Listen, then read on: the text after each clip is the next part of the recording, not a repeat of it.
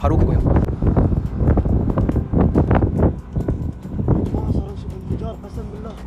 일요일 밤 카타르 도하 근처의 라스 하슬라판 산업지구에서 거대한 폭발이 발생했습니다. 이곳은 세계 에너지에서 가장 민감한 지점 중 하나입니다. 불은 카타르 에너지에서 운영하는 단지 내 바르잔 가스 시설의 운영이 재개되는 동안 시작되었고 13명이 사망하고 66명이 부상당했습니다. 당국의 최신 업데이트에 따르면 폭발이 발생한 순간 이란이 즉시 의혹의 중심에 놓이게 되었습니다. 이 지역은 긴장이 고조된 상태이며 호르무즈 해협이 감시를 받고 있습니다. 스위스에서 미국과 이란 간의 협상이 진행되고 있고 미군 군용기가 공중에 있으며 최근 이란이 걸프 지역 에너지 인프라를 공격한 기억이 떠오릅니다. 라스 하슬라파는 평범한 시설이 아닙니다. 카타르 에너지의 핵심 중 하나로 지도상에서는 작은 나라지만 천연가스 분야에서는 거대한 국가입니다. 이렇게 큰 규모의 시설이 폭발하면 전 세계가 연기뿐만 아니라 그 배경에도 주목합니다. 정말 사고였을까요? 왜 하필 지금 이런 일이 일어난 걸까요? 라스 하슬라판에서 발생한 사고가 어떻게 이란에 대한 정치적 경고로 바뀌었을까요? 지금부터 그 모든 이야기를 들려드리겠습니다. 이런 직설적이고 군더더기 없는 컨텐츠를 좋아하신다면 구독을 고려해보세요. 여기서는 매일 이런 영상을 올리고 있습니다. 폭발은 카타르 북부의 라스 하슬라판 산업도시에서 발생했으며 현지 가스 공급과 관련된 바르잔 구조물 내에서 일어났습니다.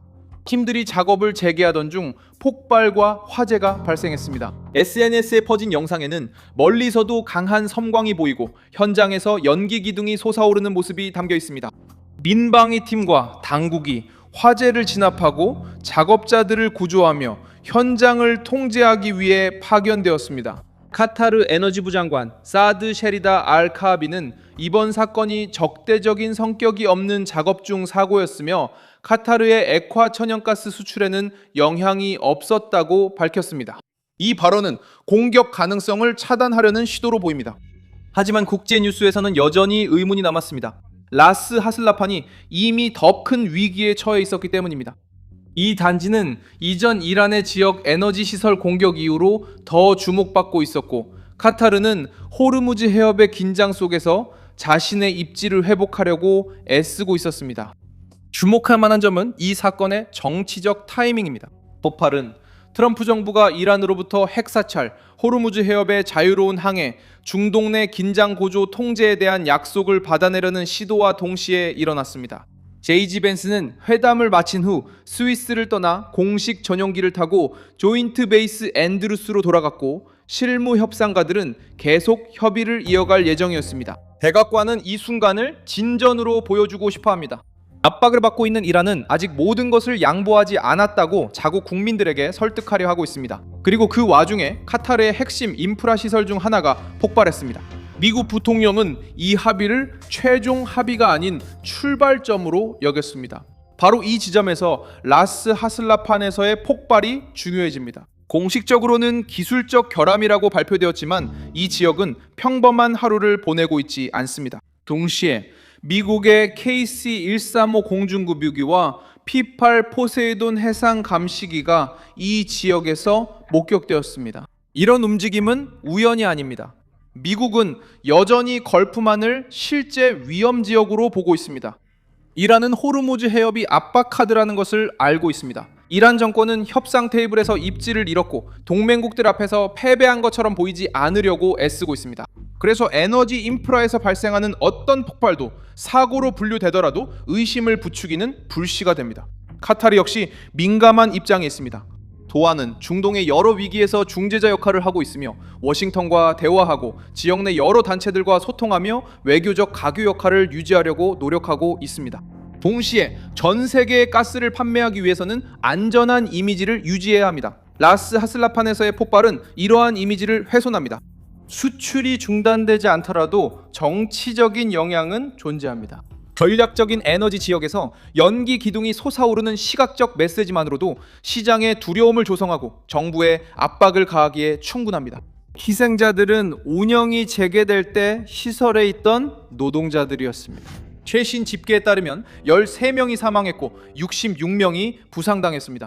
카타르 당국은 부상자들이 치료를 받았으며 이번 사고가 환경 위협이나 산업지역 외부의 대중에게 위험을 초래하지 않았다고 밝혔습니다. 그럼에도 불구하고 인명피해는 큽니다. 가족들은 카타르에서 가장 감시가 철저하고 중요한 장소 중 한 곳에서 발생한 사고로 직접적인 피해를 입었습니다. 카타르 정부는 서사를 신속히 관리하려 하고 있습니다. 사보타주가 없었다는 발언은 투자자, 에너지 구매자, 외교적 동맹국들을 안심시키기 위한 것입니다. 평상시라면 기술적인 설명만으로 충분했을 것입니다. 하지만 지금의 중동에서는 그것만으로는 충분하지 않습니다. 이란은 압박을 받고 있고 이스라엘은 경계태세를 유지 중입니다. 헤즈볼라는 레바논에서 긴장의 중심입니다. 그리고 미국은 이란 정권이 호르무즈 해협을 협박의 수단으로 삼지 못하도록 군사적 존재를 유지하고 있습니다. 이스라엘 정부는 이란을 헤즈볼라, 지역 민병대, 그리고 핵 압박으로 이어지는 위협 네트워크의 중심으로 보고 있습니다. 스위스 협상은 이런 충돌을 드러냈습니다.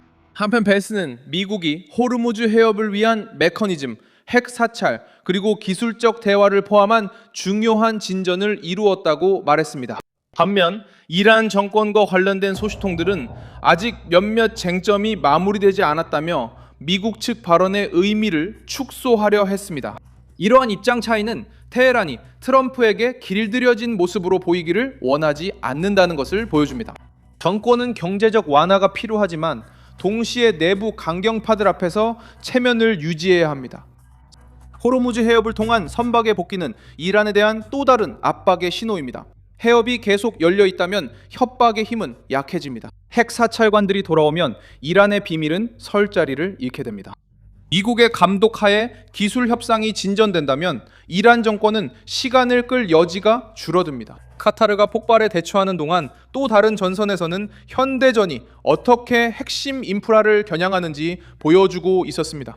우크라이나는 러시아 보로네시 지역에 있는 군사용 전자장비 공장을 타격했습니다. 이 공장은 이스칸데르와 KH-101 미사일 그리고 판치르 S-1 시스템의 부품을 공급하는 곳으로 알려져 있습니다. 우크라이나의 공세는 라스라판과 직접적인 관련은 없지만 지금 나타나는 같은 패턴을 보여줍니다. 에너지 센터, 군수 공장, 해상 경로 그리고 물류 기지들이 우선적인 표적이 되었습니다. 인프라를 통제하는 자가 압박을 통제합니다. 미국에서도 경보가 발령되었습니다. 이는 알래스카 시트카 근처에서 해양경비대의 에어 아이호크 60 헬리콥터가 추락했다는 소식이 전해진 후였습니다. 현재 수색 및 구조 작업이 진행 중입니다.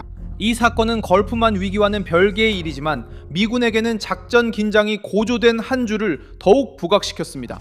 호르무즈 해협은 계속 감시되고 있고 미군 항공기는 계속 활동 중이며 선박들은 조심스럽게 통과하고 있습니다. 벤스는 스위스에서 돌아와 진전을 언급했고 테헤란은 항복 이미지를 피하려고 애쓰고 있습니다. 불길은 카타르에서 일어났지만 압박은 걸프만 전체에 퍼졌습니다. 저는 밀손 알비스, 글로벌 국제 전문가입니다. 저의 목적은 매일 진실로 여러분께 정확한 정보를 전해드리는 것입니다. 뉴스 링크는 영상 설명란에 있습니다. 이 영상에 좋아요를 눌러주시고 채널을 구독해주세요. 그리고 마지막에는 댓글도 확인하셔서 밀손 알비스 커뮤니티와 더욱 활발하게 소통해보세요.